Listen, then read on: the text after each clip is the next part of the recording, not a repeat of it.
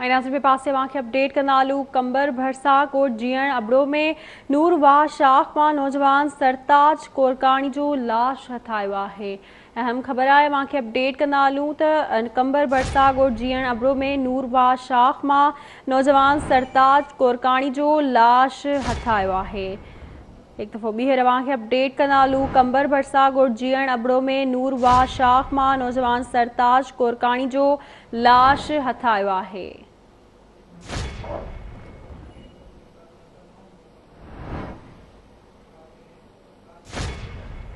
तफ़सील मालूम कंदासीं कंबर मां हाकिम खासकेली खां।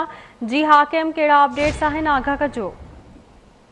जी ये कंबर जे गोट जीअण अबड़ो भरसा नूरवा शाख मां एक नौजवान जो लाश हथ आयो आहे जेको ॻोठाणनि लाश के शेखवा महीने में नूरवा शाख में लड़ंदो ॾिसी जेको आहे त उहो हद जी पुलिस के इतला ॾिनो ऐं पुलिस वाक़िया वारे हंध ते पहुची लाश जेको आहे नौजवान जो पाणी मां कढी पोस्टमार्टम जे लाइ सिविल अस्पताल में मुंतक़िल कयो, जॾहिं त नौजवान जी जेकी सुञाणप आहे उहा सरताज कोरकाणी तौर ते थी आहे। त हीउ नौजवान जेको आहे दोस्तनि सां गॾु काल्ह घाड़वा में वेझंदे ॿुॾी फोती वियो हुयो, ॿुॾी वियो हुयो, जंहिंजो काफ़ी टाइम खां वठी कलाकूं जेको आहे त उन्हनि जे वारसनि जेको आहे त लाश जी ॻोल्हा कई, मगर लाश जेको आहे त उहो मिली न सघियो। अॼु जेको आहे त असांजे जीअण अबड़े जे ॻोठ आहे उन्हनि जे भरिसां नूरवा शाख मां जेको आहे त उहो लुड़ंदड़ लाश जेको आहे त उहो हथ अची वियो आहे। उनजी सुञाणप जेकी आहे त उहा सरताज तौर ते थी आहे ऐं जॾहिं त नौजवान जो लाश घर में पहुचण ते कराम मची वियो आहे। जी